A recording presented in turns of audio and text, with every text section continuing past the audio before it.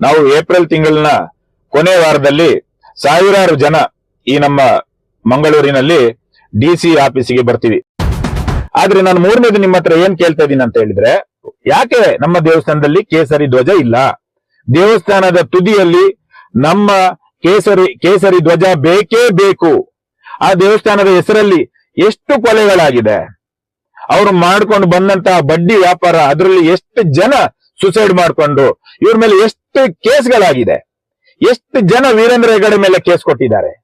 ಕೇಸರಿ ಸೇನೆ ಅನ್ನುವ ಒಂದು ಸಂಘಟನೆ ನಿಲ್ಲಿಸಿದ್ದೀವಿ. ಅದರಲ್ಲಿ ನಾವು ಸಾವಿರಾರು ಜನ ಇದ್ದೀವಿ ಅಂತ ನಾವು ಹೇಳಲ್ಲ, ಅದರಲ್ಲಿ ನಾವೊಂದು 300 ಜನ ಇದ್ದೀವಿ. ಕರ್ನಾಟಕದಲ್ಲಿ ಇರುವಂತಹ ಎಲ್ಲ ಹೆಣ್ಮಕ್ಳು, ಧರ್ಮಸ್ಥಳದಲ್ಲಿ ಇರುವಂತಹ ಎಲ್ಲಾ ಕಾಲೇಜಿನ ಸ್ಟೂಡೆಂಟ್ಗಳು, ಅಲ್ಲಿಯ ಹುಡುಗಿಯರು, ಮಕ್ಕಳು, ಪ್ರತಿಯೊಬ್ಬರ ಬಾಯಲ್ಲೂ ಕೂಡ ಇವತ್ತು ಮಹೇಶ್ ಶೆಟ್ಟಿ ತಿಮ್ಮರೋಡಿ ಅವರಿಗೆ ನ್ಯಾಯ ಸಿಗ್ಬೇಕು ಅನ್ನೋದಿದೆ. ನಮ್ಮ ಮಹೇಶ್ ಶೆಟ್ಟಿ ತಿಮ್ಮರೋಡಿ ಅವ್ರನ್ನ ನೀವು ಗಡಿಪಾರು ಮಾಡ್ತೀರಾ, ಅವ್ರ ಮೇಲೆ ಕೇಸ್ ಮಾಡಿಸ್ತೀರಾ, 50-60 ಪೊಲೀಸರನ್ನ ಮನೆ ಕಳಿಸ್ತೀರಾ. ಆವಾಗ ನಮ್ಮ ಮಹೇಶ್ ಶೆಟ್ಟಿ ತಿಮ್ಮರೋಡಿ ಅವರಿಗೆ ಯಾವುದೇ ಜ್ವರ ಬರಲ್ಲ. ಆದ್ರೆ ಒಂದೇ ಒಂದು ಸಮನ್ಸ್ ಬಂದಾಗ, ಆ ಸಮನ್ಸ್ ಅಲ್ಲಿ ಕೋರ್ಟಿಗೆ ಹೋಗ್ಬೇಕಂತ ಹೇಳಿದಾಗ ಇದೇ ರಾಜ್ಯಸಭಾ ಸದಸ್ಯ ಹಾಸ್ಪಿಟಲ್ ಅಲ್ಲಿ ಹೋಗಿ ಅಡ್ಮಿಟ್ ಆಗ್ತಾನೆ. ವಾಹ್, ಏನ್ರಿ ಇದು? ಯಾಕೆ ಅವನನ್ನ ಕೋರ್ಟಿಗೆ ಕರ್ಸಕ್ಕಾಗಲ್ವಾ? ಅದಕ್ಕೆ ಮುಂದೆ ಬಂದು ನಿಲ್ಬೇಕಾಗಿದ್ದು ಮೊದಲು ರಾಜ್ಯಸಭಾ ಸದಸ್ಯ ನರೇಂದ್ರ ಮೋದಿ ಅವರಿಗೂ ಕೂಡ ಇದ್ರ ಮೇಲೆ ಕಣ್ಣು ಬೀಳಲ್ಲ. ನರೇಂದ್ರ ಮೋದಿ ಅವರು ಕೂಡ ಇದ್ರ ಬಗ್ಗೆ ಮಾತಾಡಲ್ಲ. ಇಲ್ಲಿ 74 FIR ಆಗಿದೆ, 74 ಡೆಡ್ ಬಾಡಿ ಸಿಕ್ಕಿದೆ, 74 ಡೆಡ್ ಬಾಡಿನ ಇವರು ಸುಟ್ಟು ಬಿಸಾಕಿದ್ದಾರೆ, ಯಾವುದೇ ಮಾಹಿತಿ ಇಟ್ಟಿಲ್ಲ. ಕೊನೆಗಾಗಿ ನಾನು ಹೇಳುವಂತ ಮಾತು ಏನಂತ ಹೇಳಿದ್ರೆ, ಮಹೇಶ್ ಶೆಟ್ಟಿ ಅವರಿಗೆ ಏನಾದ್ರೆ ತೊಂದರೆ ಆದ್ರೆ, ಯಾವುದೇ ರೀತಿಯಲ್ಲಿ ಮಹೇಶ್ ಶೆಟ್ಟಿ ಅವರಿಗೆ ತೊಂದರೆ ಆದ್ರೆ ನಾವು ಸುಮ್ಮನೆ ಅಂತೂ ಬಿಡೋದೇ ಇಲ್ಲ. ಇದಕ್ಕೆ ಕಾರಣ ಅಲ್ಲಿಯ ಅಧಿಕಾರಿಗಳು, ಈ ನಮ್ಮ ಕರ್ನಾಟಕ ಸರ್ಕಾರ ಆಗುತ್ತೆ. ಆದ್ರೆ ನಾವು ಸುಮ್ಮನೆ ಕೂರೋರಂತೂ ನಾವು ಖಂಡಿತ ಅಲ್ಲ. ನಾನು ಮೊದಲು ಕೂಡ ಹೇಳಿದ್ದೇನೆ, ಅವರಿಗೋಸ್ಕರ ಜೀವ ಕೊಡಕ್ಕೂ ನಾವು ರೆಡಿ ಇದೀವಿ. ಅದರಲ್ಲಿ ನಾನು 99ನೇವನಂತ ಹೇಳಿದ್ದೀನಿ. ಜೈ ಹಿಂದ್, ಜೈ ಭಾರತ್. ನಾನು ನಿಮ್ಮ ಅಣ್ಣ ಬಾಂಡ್. ಮೊನ್ನೆ ಅಷ್ಟೇ ಮಹೇಶ್ ಶೆಟ್ಟಿ ತಿಮ್ಮರೋಡಿ ಅವ್ರನ್ನ ಮತ್ತೊಂದ್ಸಲ ಗಡೀಪಾರು ಮಾಡೋಕೆ ಆದೇಶ ಮಾಡಿದ್ದಾರೆ. ನಾನು ಮೊದಲೇ ಒಂದ್ಸಲ ಹೇಳಿದ್ದೆ, ಇನ್ನೊಂದ್ಸಲ ನೀವು ಮಹೇಶ್ ಶೆಟ್ಟಿ ಅವ್ರನ್ನ ಇದೇ ರೀತಿ ಪದೇ ಗಡೀಪಾರು ಮಾಡೋಕೆ ಆದೇಶ ಕೊಡ್ತಾ ಹೋಗಿ. ಮುಂದೆ ಬರುವಂತ ದಿನ ನಾವು ಸಾವಿರಾರು ಜನ ನಿಮ್ಮ ಡಿಸಿ ಕಚೇರಿಗೆ ಬರ್ತೀವಿ ಅಂತ ನಾನು ಹೇಳಿದ್ದೆ. ಅದನ್ನೇ ನಾನು ಇವತ್ತು ನಮ್ಮ ಎಲ್ಲಾ ಕರ್ನಾಟಕದ ಜನರಿಗೆ ಹೇಳ್ತಾ ಇದ್ದೀನಿ. ನಾವು ಏಪ್ರಿಲ್ ತಿಂಗಳಿನ ಕೊನೆ ವಾರದಲ್ಲಿ ಸಾವಿರಾರು ಜನ ಈ ನಮ್ಮ ಮಂಗಳೂರಿನಲ್ಲಿ ಡಿಸಿ ಆಫೀಸಿಗೆ ಬರ್ತೀವಿ. ಬರುವ ಉದ್ದೇಶ ಇದೇ ನಮ್ದು. ನಾವಲ್ಲಿಯೇ ಯಾವುದೇ ರೀತಿಯಲ್ಲಿ ಗಲಾಟೆ ಮಾಡಕ್ಕೆ ಬರ್ತಾ ಇಲ್ಲ, ಯಾವುದೇ ಘರ್ಷಣೆ ಮಾಡಕ್ಕೆ ಬರ್ತಾ ಇಲ್ಲ. ಕಾನೂನಿನ ಮುಖಾಂತರ ನಮಗೆ ಬೇಕಾದಂತಹ ಒಂದು ಕೆಲವು ಮಾಹಿತಿಗಳನ್ನ ಕೇಳಕ್ಕೆ ಬರ್ತೀವಿ. ಅದರಲ್ಲಿ ನಾವು ಮುಖ್ಯವಾಗಿ ಕೇಳೋದೇನಂತ ಹೇಳಿದ್ರೆ, ಈ ನಮ್ಮ ಧರ್ಮಸ್ಥಳ ದೇವಸ್ಥಾನ, ಈ ದೇವಸ್ಥಾನ ಯಾರಿಗೆ ಸೇರಿದ್ದು? ನಾನು ಮತ್ತೊಂದ್ಸಲ ಹೇಳ್ತೀನಿ, ಈ ಒಂದು ಮಾಹಿತಿ ಕೇಳೋಕೆ ನಾವು ಸೌಜನ್ಯ ಪರ ಹೋರಾಟಗಾರರು ಬರ್ತಾ ಇಲ್ಲ. ನಾವು ಈ ಒಂದು ಮಾಹಿತಿನ ಕೇಳಕ್ಕೆ ಕೇಸರಿ ಸೇನೆಯ ಹಿಂದುತ್ವವಾದಿಗಳು ನಾವು ಬರ್ತಾ ಇದೀವಿ. ನಾವು ಬರೀ ನಮ್ಮ ಹೆಗಲ ಮೇಲೆ ನಮ್ಮ ಹಿಂದೂ ಧರ್ಮದ ಒಂದು ಬಾವುಟನ ಮಾತ್ರ ಇಟ್ಕೊಂಡು ಬರ್ತೀವಿ. ನಾವು ಹಿಂದೂ ಧರ್ಮದ ಒಂದು ಕೇಸರಿ ಶಾಲನ್ನ ಮಾತ್ರ ಹೆಗಲ ಮೇಲೆ ಹಾಕೊಂಡು ಬರ್ತೀವಿ. ನಮಗೆ ಬರೀ ಒಂದು ನ್ಯಾಯ ಬೇಕಾಗಿದೆ, ನಮಗೊಂದು ಬರೀ ಮಾಹಿತಿ ಬೇಕಾಗಿದೆ. ಆ ಮಾಹಿತಿ ಏನಂತ ಹೇಳಿದ್ರೆ, ಧರ್ಮಸ್ಥಳ ದೇವಸ್ಥಾನ ಯಾರಿಗೆ ಸೇರಿದ್ದು? ಅದು ಹಿಂದೂಗಳಿಗೆ ಸೇರಿದ್ದ ಅಥವಾ ಜೈನರಿಗೆ ಸೇರಿದ್ದ? ಇದಕ್ಕೆ ನೀವು ನಮಗೆ ಒಂದು ಮಾಹಿತಿನ ಕೊಡ್ಬೇಕು. ಯಾಕಂತ ಹೇಳಿದ್ರೆ ಇವತ್ತು ನಮಗೆ ಅರ್ಥನೇ ಆಗ್ತಿಲ್ಲ, ಈ ದೇವಸ್ಥಾನ ಯಾರ್ದು, ಈ ದೇವಸ್ಥಾನ ಯಾರಿಗೆ ಸೇರಿದ್ದು? ನಾವೆಲ್ಲ ಏನ್ ತಿಳ್ಕೊಂಡಿದೀವಿ ಅಂತ ಹೇಳಿದ್ರೆ, ಈ ದೇವಸ್ಥಾನ ಹಿಂದೂಗಳದ್ದು, ಆ ದೇವಸ್ಥಾನ ನಮ್ದು, ಅದನ್ನ ಜೈನರು ಇಟ್ಕೊಂಡಿದ್ದಾರೆ. ಅದರಿಂದ ಇವತ್ತು ಇಲ್ಲಿ ಇಷ್ಟೆಲ್ಲ ಅತ್ಯಾಚಾರ ಕೊಲೆಗಳಾದ್ರೂ ನಮ್ಮ ಹೆಣ್ಣು ಮಕ್ಕಳಿಗೆ ರಕ್ಷಣೆ ಸಿಗ್ತಾ ಇಲ್ಲ. ಇದರಿಂದ ಯಾರೋ ದೊಡ್ಡ ಪ್ರಭಾವಿಗಳಿದ್ದಾರೆ, ಈ ರೀತಿ ಎಲ್ಲ ನಮ್ಮ ಹಿಂದೂಗಳ ಮನಸ್ಸಲ್ಲಿ ಬಂದಿದೆ. ಹಂಗಾಗಿ ಈ ದೇವಸ್ಥಾನ ಯಾರಿಗೆ ಸೇರಿದ್ದು? ನಮ್ಮ ಡಿಸಿ ಆಫೀಸಲ್ಲಿ, ಡಿಸಿ ಕಚೇರಿಯ ಆಫೀಸಿಂದ ನಮಗೆ ಇಷ್ಟೇ ಬೇಕಾಗಿರೋದು, ಆ ದೇವಸ್ಥಾನ ಯಾರಿಗೆ ಸೇರಿದ್ದು? ನೀವಲ್ಲಿ ನಮಗೆ ಪತ್ರದ ಮುಖಾಂತರ ಬರೆದು ಕೊಡಿ. ನೀವು ಸೋಷಿಯಲ್ ಮೀಡಿಯಾದಲ್ಲಿ ಬಂದು ಹೇಳಿ, ಈ ದೇವಸ್ಥಾನ ಯಾರಿಗೆ ಸೇರಿದ್ದು ಅಂತ. ಅದು ಯಾರಿಗಾದ್ರೂ ತೊಂದರೆ ಇಲ್ಲ. ಅದ್ರ ಮೇಲೆ ನಾವು ಹಿಂದೂಗಳು ಯಾವುದೇ ವಿಚಾರದಲ್ಲಿ ಆ ದೇವಸ್ಥಾನದ ಬಗ್ಗೆ ನಾವು ಎಲ್ಲೂ ಮಾತಾಡಲ್ಲ. ಯಾಕಂತ ಹೇಳಿದ್ರೆ, ಅದು ಜೈನರಿಗೆ ಸೇರಿದ್ದಾದ್ರೆ ಅವರಿಗಂತಾನೆ ಇರ್ಲಿ, ಹಿಂದೂಗಳಿಗೆ ಸೇರಿದ್ದಾದ್ರೆ ಅದು ಹಿಂದೂಗಳಿಗಂತ ಇರ್ಲಿ. ನಮಗೆ ಬೇಕಾಗಿರೋದು ಮಾಹಿತಿ ಮಾತ್ರ. ನಾವು ಅದನ್ನ ಕೇಳಕ್ಕೆ ನಮ್ಮ ಕೇಸರಿ ಸೇನೆಯ ಸುಮಾರು 1000 ಜನ ನಾವು ಡಿಸಿ ಆಫೀಸಿಗೆ ಬರ್ತೀವಿ. ನಾನು ಆ ವಿಷಯದಲ್ಲಿ ನಿಮಗೆ ಮನವಿ ಮಾಡಕ್ಕೆ ಮೊದಲು ಬಂದೇ ಬರ್ತೇನೆ. ನಿಮಗೆ ಮೊದಲು ಒಂದು ಪತ್ರನ ಕೊಟ್ಟು ನಾವು ಇಂಥ ದಿವಸ ನಿಮ್ಮ ಹತ್ರ ಬರ್ತೀವಿ ಅಂತ ಹೇಳಕ್ಕೆ ನಾನು ಮೊದಲು ಬರ್ತೀನಿ. ಅದ್ರ ಮೇಲೆ ನನ್ನ ಸೌಜನ್ಯ ಪರ ಹೋರಾಟದಲ್ಲಿ ಇರೋರಾಗಿರ್ಬೋದು ಹಾಗೂ ನಮ್ಮ ಹಿಂದುತ್ವವಾದಿಗಳು ಪ್ರತಿಯೊಬ್ಬರು ಕೂಡ ಕರ್ನಾಟಕದಲ್ಲಿರುವಂತವ್ರನ್ನ ನಾವು ಈ ಒಂದು ವಿಚಾರಕ್ಕೆ ಈ ಒಂದು ಮಾಹಿತಿ ತಗೊಳ್ಳೋದಿಕ್ಕೆ ಕರ್ಕೊಂಡು ಬರ್ತೀವಿ. ಎರಡನೇದಾಗಿ ನಮಗೆ ನಿಮ್ಮಿಂದ ಏನು ಮಾಹಿತಿ ಬೇಕಂತ ಹೇಳಿದ್ರೆ, ಧರ್ಮಸ್ಥಳ ದೇವಸ್ಥಾನ ಸರ್ಕಾರದ ಆಡಳಿತಕ್ಕೆ ಯಾಕೆ ಬರಲ್ಲ, ಮುಂದಕ್ಕೆ ಅದು ಬರುತ್ತಾ ಇಲ್ವಾ? ನಿಮಗೆ ಇಷ್ಟೇ ಹೇಳ್ಬೇಕಾಗಿರೋದು, ಅದು ಬರುತ್ತಾ ಇಲ್ವಾ? ಬರಲ್ಲ ಅಂದ್ರೂ ನಮಗೆ ಬೇಜಾರಿಲ್ಲ, ಬರುತ್ತೆ ಅಂದ್ರೆ ಯಾವಾಗ ಬರುತ್ತೆ ಅಷ್ಟೇ. ಇದಕ್ಕೂ ಕೂಡ ನಿಮ್ಮಿಂದ ನಮಗೆ ಮಾಹಿತಿ ಬೇಕಾಗಿದೆ. ನಾನು ಮೂರನೇದು ಏನ್ ಕೇಳೋದು ನಿಮ್ಮ ಹತ್ರ ಅಂತ ಹೇಳಿದ್ರೆ, ಅದು ದೇವಸ್ಥಾನ ಯಾರಿಗೆ ಸೇರಿದ್ದು ಅದು ನೀವು ಹೇಳಬೇಕು. ಅದು ಹಿಂದೂಗಳಿಗೆ ಸೇರಿರೋದಾ ಅಥವಾ ಜೈನರಿಗೆ ಸೇರಿದ್ದ, ಅದು DC ಅವರು ನೀವು ಹೇಳ್ಬೇಕು. ಆದ್ರೆ ನಾನು ಮೂರನೇದು ನಿಮ್ಮ ಹತ್ರ ಏನ್ ಕೇಳ್ತಾ ಇದ್ದೀನಿ ಅಂತ ಹೇಳಿದ್ರೆ, ಅಲ್ಲಿ ಇರೋದು ನಮ್ಮ ಮಂಜುನಾಥ ದೇವರು, ಅಣ್ಣಪ್ಪ ಸ್ವಾಮಿ ಇರೋದು ನಮ್ಮ ಹಿಂದೂಗಳ ದೇವರಲ್ಲಿದ್ದಾರೆ. ಆಗಿರುವಾಗ ದೇವಸ್ಥಾನದಲ್ಲಿ ನಮ್ಮ ಕೇಸರಿ ಧ್ವಜ ಯಾಕೆ ಇಲ್ಲ ಅನ್ನೋದು ಕೂಡ ನೀವು ಹೇಳಬೇಕು. ಯಾಕೆ ನಮ್ಮ ದೇವಸ್ಥಾನದಲ್ಲಿ ಕೇಸರಿ ಧ್ವಜ ಇಲ್ಲ? ದೇವಸ್ಥಾನದ ತುದಿಯಲ್ಲಿ ನಮ್ಮ ಕೇಸರಿ ಧ್ವಜ ಬೇಕೇ ಬೇಕು. ಅದನ್ನ ಕೇಳೋಕೆ ನಾವು ನಿಮ್ಮ ಹತ್ರ ಬರ್ತಾ ಇದ್ದೀವಿ. ಈ ಮೂರು ಮಾಹಿತಿನ ನಮಗೆ DC ಅವರು ಕೊಡ್ಲೇಬೇಕು. ನಾವು ಯಾವತ್ತು ಬರ್ತೀವಿ ಅನ್ನೋದನ್ನ ನಾನು ನಿಮಗೆ ಬಂದು ಸ್ವತಃ ಮನವಿ ಮಾಡ್ತೇನೆ. ಅಂತ ದಿವಸ ನಮಗೆ ನೀವು ಅವಕಾಶ ಮಾಡಿಕೊಡಿ. ನಮ್ಮ ಈ ಕರ್ನಾಟಕದ ಎಲ್ಲ ಕನ್ನಡಿಗರು ಯಾವ ಯಾವ ಮೂಲೆಯಲ್ಲಿದ್ದೀರಾ, ದಯವಿಟ್ಟು ಅಂತ ದಿವಸ ನೀವೆಲ್ಲರೂ ಕೂಡ ದಯವಿಟ್ಟು ಬನ್ನಿ. ನಾನು ಮುಖ್ಯವಾಗಿ ಯಾರನ್ನ ಕರಿತಾ ಇದ್ದೀನಿ ಅಂತ ಹೇಳಿದ್ರೆ, ಕರ್ನಾಟಕದಲ್ಲಿರುವಂತಹ ಎಲ್ಲ ಹಳ್ಳಿ ಜಿಲ್ಲೆಗಳಿಂದ ಹೆಣ್ಮಕ್ಳು ಯಂಗ್ಸರು ಮೊದಲು ಮುಂದೆ ಬನ್ನಿ. ಯಾಕೆ ಅಂತ ಹೇಳಿದ್ರೆ, ಇವತ್ತು ಇದೇ ಧರ್ಮಸ್ಥಳದಲ್ಲಿ ಎಷ್ಟೋ ಕೊಲೆಗಳಾಗಿದೆ, 1-2 ಕೊಲೆ ಆಗಿಲ್ಲ. ನೋಡಿ, ಮಹೇಶ್ ಶೆಟ್ಟಿ ತಿಮ್ಮರೋಡಿ ಅವರು 13 ವರ್ಷದಿಂದ ಕೇಳ್ತಾ ಬರ್ತಿರೋದು ಏನಂತ ಹೇಳಿದ್ರೆ, ಕೊಲೆಗಾರ ಯಾರು, ಆ ಹೆಣ್ಣು ಮಕ್ಕಳ ಅತ್ಯಾಚಾರ ಮಾಡಿದವನು ಯಾರು ಅಂತ ಕೇಳ್ತಾ ಇದ್ದಾರೆ. ಬೇರೆ ಏನು ಕೇಳಿಲ್ಲ. ಇಲ್ಲ ಸಲ್ಲದ ಅಪಪ್ರಚಾರಗಳನ್ನ ಇವರೇ ಮಾಡೋದು. ಆ ಒಂದೇ ಕಾರಣಕ್ಕೆ ಇವತ್ತು 13-14 ವರ್ಷದಿಂದ ಧರ್ಮಸ್ಥಳದಲ್ಲಿ ಒಂದೇ ಒಂದು ಹೆಣ್ಣು ಮಗಳದು ಅತ್ಯಾಚಾರ ಆಗಿಲ್ಲ. ಒಂದೇ ಒಂದು ಹೆಣ್ಣು ಮಗಳದು ಅತ್ಯಾಚಾರ ಆಗಿಲ್ಲ. ಹಾಗಿರುವಾಗ ನಿಮ್ಮ ಮನೆ ಹೆಣ್ಮಕ್ಳು ಸುರಕ್ಷಿತವಾಗಿದ್ದಾರೆ. ದಯವಿಟ್ಟು ನಮ್ಮ ಈ ಕರ್ನಾಟಕದ ಹೆಣ್ಣು ಮಕ್ಕಳು, ಮಹಿಳೆಯರು ಆ ಒಂದು ದಿವಸ ನಮ್ಮ ಜೊತೆ ಬನ್ನಿ. ನಿಮಗೆ ಕರ್ನಾಟಕ ಸರ್ಕಾರ ಬಸ್ ಉಚಿತ ಮಾಡಿಟ್ಟಿದೆ, ಬರೋಕೆ 1 ರೂಪಾಯಿ ಕೂಡ ಹಣ ಖರ್ಚಿಲ್ಲ. ಆಗಿರುವಾಗ ನಿಮ್ಮ ಹತ್ರ ಎಲ್ಲ ಮಹಿಳೆಯರ ಹತ್ರ ನಮಗೆ ಅಣ್ಣ ತಮ್ಮಂದ್ರು ಬೇಕೇ ಬೇಕು, ಪ್ರತಿಯೊಬ್ಬರು ಬೇಕು. ಆದ್ರೆ ನಾವು ಸ್ಪೆಷಲ್ ಆಗಿ ನಾವು ಈ ಮಹಿಳೆಯರನ್ನ ಕರಿತಾ ಇದೀವಿ. ನೀವು ನಮ್ ಜೊತೆ ಬನ್ನಿ, ನಾವು ರೆಡಿ ಇದೀವಿ. ನಾವೊಂದು 300-400 ಗಂಡಸರು ನಾವು ರೆಡಿ ಇದೀವಿ. ಆದ್ರೆ ನಮಗೆ ಬೆಂಬಲವಾಗಿ ನಿಲ್ಲೋಕೆ ಮಹಿಳೆಯರು ಮುಂದೆ ಬನ್ನಿ. ನಾವು ಏನು ಕೇಳಕ್ಕೆ ಹೋಗ್ತಿಲ್ಲ. ನೋಡಿ, ನಿಮ್ಮದೇ ದೇವಸ್ಥಾನನ ಕೇಳಕ್ ಹೋಗ್ತಿದೀವಿ. ಆ ದೇವಸ್ಥಾನ ಯಾರ್ದು? ನಿಮ್ದಾ? ಇನ್ಯಾರ್ದು ಆ ದೇವಸ್ಥಾನ? ಯಾರ್ದು ಅನ್ನೋದು ಸರ್ಕಾರ ಕೊಡ್ಲಿ ನಮ್ಮ ಕೈಯಲ್ಲಿ. ಜೈನರ್ಗಾದ್ರೆ ಜೈನರಿಗೆ ಇರ್ಲಿ. ನಾವು ಯಾವತ್ತು ಅದ್ರ ಮೇಲೆ ನಾವು ಕಿಚ್ಚಾಟ ಮಾಡ್ಕೊಳ್ಳೋದು ಬೇಡ, ನಾವೇ ಹೊಡೆದಾಟ ಮಾಡ್ಕೊಳ್ಳೋದು ಬೇಡ. ದೇವಸ್ಥಾನ ಯಾರಿಗೆ ಸೇರಿರೋದು? ಹಿಂದೂಗಳಿಗೆ ಸೇರಿದ್ಯಾ, ಜೈನರಿಗೆ ಸೇರಿದ್ಯಾ? ಯಾಕೆ ಆಡಳಿತ ವೀರೇಂದ್ರ ಹೆಗ್ಗಡೆ ಕೈಯಲ್ಲಿ ಮಾತ್ರ ಯಾಕೆ ಇದೆ? ಯಾಕೆ ನಮಗೆ ನಮ್ಮ ಕರ್ನಾಟಕ ಸರ್ಕಾರಕ್ಕೆ ಅದನ್ನ ಆಡಳಿತಕ್ಕೆ ತಗೊಳ್ಳೋಕೆ ಆಗಲ್ವಾ? ಆ ದೇವಸ್ಥಾನದ ಹೆಸರಲ್ಲಿ ಎಷ್ಟು ಕೊಲೆಗಳಾಗಿದೆ, ಅವರು ಮಾಡ್ಕೊಂಡು ಬಂದಂತಹ ಬಡ್ಡಿ ವ್ಯಾಪಾರ, ಅದರಲ್ಲಿ ಎಷ್ಟು ಜನ ಸುಸೈಡ್ ಮಾಡ್ಕೊಂಡು, ಇವ್ರ ಮೇಲೆ ಎಷ್ಟು ಕೇಸ್ಗಳಾಗಿದೆ, ಎಷ್ಟು ಜನ ವೀರೇಂದ್ರ ಹೆಗಡೆ ಮೇಲೆ ಕೇಸ್ ಕೊಟ್ಟಿದ್ದಾರೆ. ಇಲ್ಲಿ ಇಷ್ಟೊಂದು ಕೊಲೆಗಳು ನಡೀತಾ ಇರುವಾಗ್ಲೂ ನಮ್ಮ ಅಲ್ಲಿಯ ಕಮಿಷನರ್ನವರು ಸುಮ್ಮನೆ ನೋಡ್ತಾ ಕೂತಿದ್ದೀರಾ. ಅದ್ರ ಮೇಲೆ ಯಾವುದೇ ರೀತಿಯ ನೀವು ಆಕ್ಷನ್ ತಗೊಳ್ತಾ ಇಲ್ಲ. ಸರ್ಕಾರ ಕೂಡ ಅಷ್ಟೇ, ಸುಮ್ಮನೆ ಇದ್ದೀರಾ. ಇಲ್ಲಿ ಅದೆಷ್ಟೋ 20-27 ಜನರ ಹೆಸರು ನೀವು ಗಡಿಪಾರ ಲಿಸ್ಟ್ ಅಲ್ಲಿ ಹಾಕಿದ್ದೀರಾ.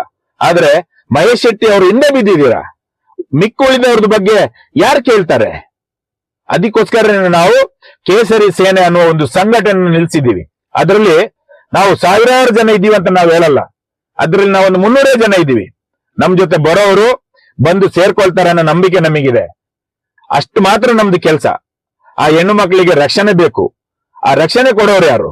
ಇವತ್ತು ಮಹೇಶ್ ಶೆಟ್ಟಿ ತಿಮ್ಮರೋಡಿ ಅವರು ಸೌಜನ್ಯಳನ್ನ ಕೊಂದವನು ಯಾರು? ಅವಳನ್ನ ಅತ್ಯಾಚಾರ ಮಾಡಿಸಿದವನು ಯಾರು? ಅತ್ಯಾಚಾರ ಮಾಡಿದವನ್ನ ರಕ್ಷಣೆ ಮಾಡ್ತಿರೋನ್ ಯಾರು? ಇದನ್ನೇ ಕೇಳಿದ್ದಕ್ಕೆ ನೀವು ಗಡೀಪಾರು ಮಾಡ್ತಾ ಇದ್ದೀರಾ?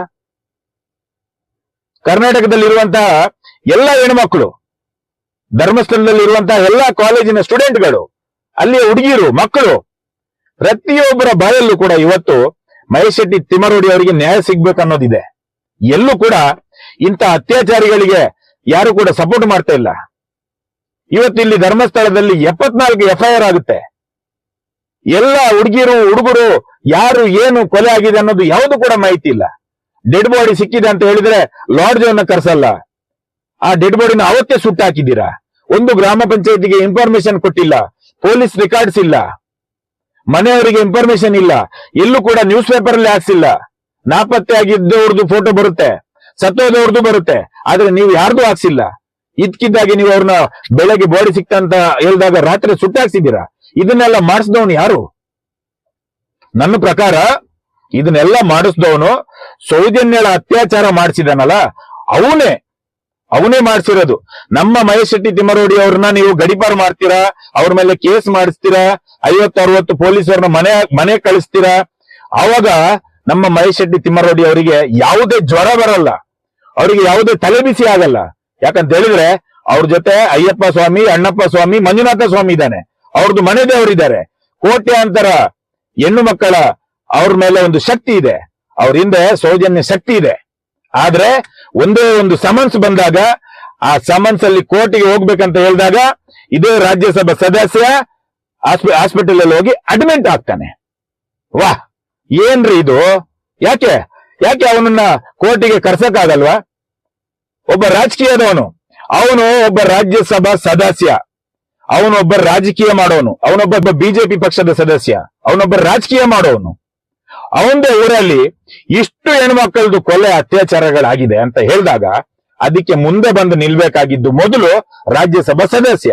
ನರೇಂದ್ರ ಮೋದಿ ಅವರಿಗೂ ಕೂಡ ಇದ್ರ ಮೇಲೆ ಕಣ್ಣು ಬೀಳಲ್ಲ, ನರೇಂದ್ರ ಮೋದಿ ಅವರು ಕೂಡ ಇದ್ರ ಬಗ್ಗೆ ಮಾತಾಡಲ್ಲ. ಇಲ್ಲಿ 74 FIR ಆಗಿದೆ, 74 ಡೆಡ್ ಬಾಡಿ ಸಿಕ್ಕಿದೆ, 74 ಡೆಡ್ ಬಾಡಿನ ಇವರು ಸುಟ್ಟು ಬಿಸಾಕಿದ್ದಾರೆ, ಯಾವುದೇ ಮಾಹಿತಿ ಇಟ್ಟಿಲ್ಲ. ಯಾಕೆ ಲಾಡ್ಜ್ ಅವ್ರನ್ನ ಯಾಕೆ ಕರೆಸಲಿಲ್ಲ? ಎಲ್ಲಿ ಹೋಗಿದೆ ರೀ ಕರ್ನಾಟಕ ಸರ್ಕಾರದ ಕಾನೂನು? ಏನಾಗಿದೆ ನಮ್ಮ ಸರ್ಕಾರದಲ್ಲಿ? ಯಾರು ಕೇಳೋರಿಲ್ವಾ? ನಾವು ಕೇಳೋರು ತಪ್ಪ? ನಾವು ಕೇಳಿದ್ರೆ ನಮ್ಮ ಮೇಲೆ ಕೇಸ್ಗಳು ಹಾಕ್ತೀರಾ. ಕೇಸ್ಗಳು ಹಾಕೋದಾದ್ರೂ ಯಾರ್ರೀ? ಯಾರು? ಕೇಸ್ ಹಾಕ್ತಿರೋದೇ ಈ ರಾಜ್ಯಸಭಾ ಸದಸ್ಯನ ಕಚೇರಿಯಲ್ಲಿ ಕೆಲಸ ಮಾಡೋರು. ಅವ್ರ ಕೈಲಿ ಕೆಲಸ ಹಾಕಿಸ್ತಾನೆ.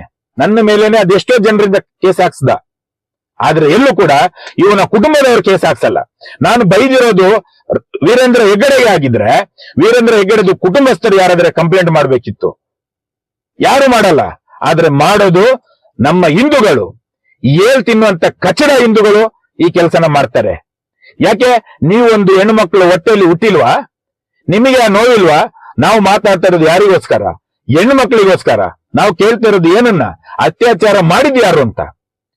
ನಾವು ಈ ಒಂದು ಹೋರಾಟಕ್ಕೆ ಬಂದ ಮೇಲೆ ನಮ್ಮ ಎಲ್ಲಾ ಹೆಣ್ಣು ಮಕ್ಕಳದು ಫೋಟೋನ ಬೆತ್ತಲೆ ಮಾಡಿ ಹಾಕಿಸ್ತಾನೆ ಈ ವೀರೇಂದ್ರ ಹೆಗ್ಗಡೆ. ಅದನ್ನ ನಾನು ಹೇಳಿರೋದು. ಅದ್ರ ಮೇಲೆ ನೀವು ಕೇಸ್ಗಳನ್ನ ಮಾಡ್ತೀರಾ ಅನ್ನೋದಾದ್ರೆ ವೀರೇಂದ್ರ ಹೆಗ್ಗಡೆ ಹೋಗಿ ಮಾಡ್ಲಿ. ಕಂಪ್ಲೇಂಟ್ ಕೊಡ್ಸೋದು ಹಿಂದೂಗಳ ಕೈಯಲ್ಲಿ. ಅವರಿಗೆ ಬೇಕಾದದ್ದು ಹಣನ ಅವ್ರ ಕೈಗೆ ಕೊಟ್ಟು ಒಂದು ಕೇಸ್ ಮಾಡಿಸಿ ಅಂತ ಹೇಳಿಸ್ತಾರೆ. ಏನ್ರಿ ಇದು? ನಮ್ಮ ಹಿಂದೂಗಳಿಗೆ ಏನಾಗಿದೆ? ನೀವು ಕೂಡ ಯೋಚನೆ ಮಾಡ್ರಿ. ಮೊನ್ನೆ ಒಬ್ಬ ನನ್ನ ಮೇಲೆ ಕಂಪ್ಲೇಂಟ್ ಕೊಟ್ಟವನು ಮದುವೆ ಆಗೋಕ್ಕಿಂತ ಮುಂಚೆ ಅವನಿಗೆ ಮಕ್ಕಳಾಗಿದೆ. ನೋಡ್ರಿ, ಮದುವೆ ಅವನಿಗೆ ಆಮೇಲೆ ಆಗಿದೆ, ಮೊದಲು ಅವನಿಗೆ ಮಕ್ಕಳಾಗಿದೆ. ಆ ಹುಡುಗಿನ ಮೊದಲೇ ರೇಪ್ ಮಾಡಿದ್ದ ಅನ್ಸುತ್ತೆ, ಬೇವರ್ಸಿ. ಅದ್ರ ಮೇಲೆ ಅವಳನ್ನ ಮದುವೆ ಆಗಿದ್ದಾನೆ. ಇಲ್ಲಾಂದಿದ್ರೆ ಅವಳನ್ನ ಬಿಟ್ಟು ಕೊಲೆ ಮಾಡಿ ಹಾಕೋರು. ಏನೋ ಆ ಹುಡುಗಿನ, ಅವಳದು ಪುಣ್ಯ, ಅವಳನ್ನ ಇವನು ಕಟ್ಕೊಂಡ. ಮೊನ್ನೆ ಅಷ್ಟೇ ಪುತ್ತೂರಲ್ಲಿ ನಾವು ನೋಡಿದೀವಿ. ಆ ಒಂದು ಸಣ್ಣ ಪ್ರಾಯದ ಹುಡುಗಿನ ಇದೇ ಬಿಜೆಪಿ ಪಕ್ಷದ ನಾಯಕರಲ್ಲಿ ಇರುವಂತಹ ಒಬ್ಬೊಂದು ಮಗ ಬಸರೆ ಮಾಡಿಸಿ ಅವಳಿಗೆ ಒಂದು ಮಗುಗೆ ಜನ್ಮ ಕೊಡ್ಸಿದ್ದಾನೆ. ಅದನ್ನ ಈ ವೀರೇಂದ್ರ ಹೆಗ್ಗಡೆ ಕೇಳಿದಾನ? ಇವನೊಬ್ಬ ರಾಜ್ಯಸಭಾ ಸದಸ್ಯ ಬಿಜೆಪಿ ಪಕ್ಷದಲ್ಲಿ ಇದ್ದಾನಲ್ವಾ, ಇವನ ಅದಕ್ಕೆ ಒಂದು ನ್ಯಾಯ ಕೊಡ್ಸಿದನ? ಇನ್ನೇನಕ್ಕೆ ಬದನೆಕಾಯಿಗೆ ಇರೋದಲ್ಲಿ ರಾಜ್ಯಸಭಾ ಸದಸ್ಯನಾಗಿ ಸೀಟ್ ಬಿಡಬೇಕಲ್ವಾ? ನರೇಂದ್ರ ಮೋದಿ ಅವರಿಗೆ ಇದೆಲ್ಲ ಕಾಣ್ತಲ್ವಾ? ಇವರ ಪಕ್ಷದಲ್ಲಿ ಇರುವವನು, ಇವರ ಪಾರ್ಟಿಯಲ್ಲಿ ಇರುವವನು, ಇವರು ಊರಲ್ಲಿ MLA MP ಇರುವಾಗ ಇಲ್ಲೊಬ್ಬ ರಾಜ್ಯಸಭಾ ಸದಸ್ಯನಿದಾನಲ್ಲ, ಯಾಕೆ ಆ ಹುಡುಗಿಗೆ ನ್ಯಾಯ ಕೊಡ್ಸಲ್ಲ ರೀ? ಯಾರು ಕೇಳೋದು? ನೀವೆಲ್ಲರೂ ಒಂದೇನಾ? ನೀವು JDS, ಕಾಂಗ್ರೆಸ್, ನೀವೆಲ್ಲ ಒಂದೇ, ನಾವು ಮಾತ್ರ ಹೊಡೆದಾಡ್ಕೊಂಡು ಸಾಯ್ಬೇಕಾ? ಇವರೆಲ್ಲ ಸೇರ್ಕೊಂಡು ಹಿಂದೂಗಳನ್ನ ಒಬ್ರ ಮೇಲೆ ಒಬ್ರು ಚೂ ಬಿಟ್ಟಿದ್ದಾರೆ. ಇವ್ರು ಮಾತ್ರ ಒಂದೇ ತಟ್ಟೆಯಲ್ಲಿ ತಿಂತ ಇದ್ದಾರೆ. ಇವರಿಗೆ ಎಲ್ರಿಗೂ ಬೇಕಾಗಿರೋದು ವೀರೇಂದ್ರ ಹೆಗ್ಗಡೆ. ಯಾಕಂತ ಹೇಳಿದ್ರೆ ಆ ದೇವಸ್ಥಾನಕ್ಕೆ ಬರುವಂತ ಕೋಟ್ಯಾಂತರ ಹಣ ಇವರಿಗೆ ಎಲೆಕ್ಷನ್ ಅಲ್ಲಿ ಯೂಸ್ ಆಗುತ್ತೆ. ಇವರಿಗೆ ಈಗ ಕೈ ಹಾಕಿ ಈ ತರ ಕೊಟ್ಟು ಬಿಟ್ರೆ ಒಂದೊಂದು ಕೋಟಿ ಬಂದು ಬಿಡುತ್ತೆ. ಯಾಕಂತ ಹೇಳಿದ್ರೆ ಚಿನ್ನದ ನಾಣ್ಯ ಕೊಡೋದಲ್ವಾ? ದೇವರ ಹೆಸರಲ್ಲಿ ಲೂಟಿ ಮಾಡಿದ್ದಾದ್ರು ಏನ್ರಿ ಇವರು? ಯಾರಿಗೆ ನ್ಯಾಯ ಕೊಡ್ತಾ ಇದ್ದಾರೆ? ಯಾರಿಗೆ ನ್ಯಾಯ ಕೊಡ್ತಾ ಇದ್ದಾರೆ? ಯಾರಿಗಾದ್ರೆ ನ್ಯಾಯ ಕೊಡ್ಸಿದ್ರಾ? ನಿಮ್ಮ ಧರ್ಮಾಧಿಕಾರಿ ಯಾರಿಗಾದ್ರೆ ನ್ಯಾಯ ಕೊಡ್ಸಿದ್ರಾ? ಇಲ್ಲಿ ಇಷ್ಟು ಹೆಣ್ಮಕ್ಳದು ಅತ್ಯಾಚಾರ ಆಗಿದೆಯಲ್ಲ, ನಿಮ್ಮ ವೀರೇಂದ್ರ ಹೆಗ್ಗಡೆ, ನಡೆದಾಡುವ ದೇವರು, ಮಾತಾಡುವ ಮಂಜುನಾಥ, ಯಾವನಿಗಾದ್ರೆ ಇವನು ನ್ಯಾಯ ಕೊಡ್ಸಿದನ? ಯಾಕೆ ನ್ಯಾಯ ಕೊಡಿಸ್ಲಿಲ್ಲ? ಒಂದು ಸಮನ್ಸ್ ಬಂದಾಗ ಓಡಿ ಹೋಗಿ ಅಡ್ಮಿಟ್ ಆಗ್ತಾನೆ. ಯಾಕೆ ಬರಲ್ಲ ಕೋರ್ಟಿಗೆ? ಬಂದು ತೋರಿಸ್ಬೇಕು ತಾನೆ. ಎಷ್ಟು ಇವ್ರ ಮೇಲೆ ಕೇಸ್ ಆಗಿದೆ? ನಮ್ಮ ಸೋಮನಾಥ್ ನಾಯಕ್ ಅವ್ರ ಹತ್ರ ಕೇಳ್ರಿ, ವೀರೇಂದ್ರ ಹೆಗ್ಗಡೆ ಮೇಲೆ ಎಷ್ಟು ಕೇಸ್ ಇದೆ, ಅವನ ತಮ್ಮ ಮೇಲೆ ಎಷ್ಟು ಕೇಸ್ ಇದೆ ಅಂತ ತೋರಿಸ್ತಾರೆ ನಿಮಗೆ. 100ಕ್ಕಿಂತ ಹೆಚ್ಚು, 150ಕ್ಕಿಂತ ಹೆಚ್ಚು FIR ಆಗಿದೆ. ಏನಿಲ್ಲ ಅಂತ ಹೇಳಿದ್ರು 220 ಮೇಲೆ ಕೇಸ್ ಆಗಿದೆ. FIR ಇದೆ, 220 ಮೇಲೆ FIR ಇದೆ. ನೋಡ್ರಿ ನೀವು, ಜನ ನೋಡಿ, ಮೆಚ್ಕೊಳ್ಳಿ ಇವ್ರನ್ನ. ಇವ್ರಂತವ್ರು ಇಷ್ಟು ಕೊಲೆಗಡುಕರು, ರೇಪಿಸ್ಟ್ಗಳಂತಾನು ಹೇಳ್ಬೋದು ಬೇಕಾದ್ರೆ ನಾವು. ಇಂಥವ್ರ ಕೈಯಲ್ಲಿ ನಮ್ಮ ಹಿಂದೂ ದೇವಸ್ಥಾನನ ಆಡಳಿತಕ್ಕೆ ನಾವು ಬಿಟ್ಟಿದೀವಲ್ಲ, ನಮಗೆ ನಮ್ದು ಮೆಟ್ಟಲ್ಲಿ ಹೊಡ್ಕೊಬೇಕು. ಒಂದ್ಸಲ ಹೊಡ್ಕೊಳ್ಳೋಣ, ಏನಾಯ್ತು? ನಿಮ್ ಮುಂದೆನೆ ಒಂದ್ಸಲ ಹೊಡ್ಕೊಳ್ಳೋಣ. ಇರಿ, ನನ್ನ ಚಪ್ಪಲಿ ನಾನೇ ಹೊಡ್ಕೊಳ್ತೀನಿ. ನೋಡಿ,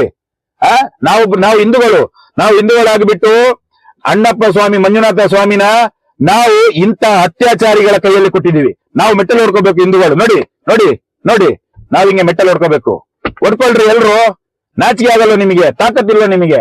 ಬನ್ನಿ, ಮುಂದಿನ ತಿಂಗಳು ಏಪ್ರಿಲ್ಗೆ ಇದೇ DC ಕಚೇರಿಗೆ ಹೋಗೋಣ, ನ್ಯಾಯ ಕೇಳೋಣ ನಾವು. ಈ ದೇವಸ್ಥಾನ ಯಾರಿಗೆ ಸೇರಿದ್ದು? ಈ ದೇವಸ್ಥಾನ ಕರ್ನಾಟಕ ಸರ್ಕಾರಕ್ಕೆ ಬರುತ್ತಾ ಇಲ್ವಾ? ಈ ದೇವಸ್ಥಾನದ ತುದಿಯಲ್ಲಿ ಹಿಂದೂಗಳ ಬಾವುಟ ಹಾರುತ್ತಾ ಇಲ್ವಾ? ಬನ್ರಿ ಕೇಳಕ್ಕೆ. ನೀವು ಗಂಡಸಾದ್ರೆ ಬನ್ನಿ, ನಮ್ ಜೊತೆ ಬನ್ರಿ, ನ್ಯಾಯನ ಕೇಳೋಣ. ಹೆಣ್ಣು ಮಕ್ಕಳಿಗೆ ನ್ಯಾಯ ಕೇಳಿದ್ರೆ ಗಡಿಪಾರು ಮಾಡ್ತಾರೆ. ದೇವರಿಗೋಸ್ಕರ ನ್ಯಾಯ ಕೇಳೋಣ, ಬನ್ರಿ. ನ್ಯಾಯ ಸಿಕ್ಕೇ ಸಿಗುತ್ತೆ. ಅತ್ಯಾಚಾರಿಗಳು ಸಿಕ್ಕೇ ಸಿಗ್ತಾರೆ. ನಮ್ಮಷ್ಟು ಮೂರ್ಖ ಹಿಂದೂಗಳು ಯಾರಿದ್ದಾರೆ? ನಮ್ಮ ಮನೆ ಹೆಣ್ಮಕ್ಳು ಎಷ್ಟು ಜನ ಸತ್ತೋದ್ರಿ? ಎಷ್ಟು ಜನ ಕೊಲೆ ಆಗಿದೆ? ಆನೆ ಮಾವತ್ತ ನಾರಾಯಣನ 10 ದಿವಸದ ಹಿಂದೆ ಕಲ್ಲೆತ್ತಾಕಿ ಸಾಯಿಸಿದ್ದಾರೆ ತಲೆಗೆ. 10 ದಿವಸದಿಂದ. ಇಷ್ಟು ದಿವಸ ಆದ್ರೂ ಆ ಕೊಲೆಗಾರ ಸಿಗ್ಲಿಲ್ವಾ? ಇದು ಇಷ್ಟು ದೊಡ್ಡ ಹೆಸರಾದಂತ ಊರು, ಇಲ್ಲಿ ಇಷ್ಟು ಕೊಲೆಗಳಾದ್ರೆ ಅತ್ಯಾಚಾರಿಗಳು ಸಿಗಲ್ವಾ? ಕೊಲೆಗಾರರು ಸಿಗಲ್ವಾ?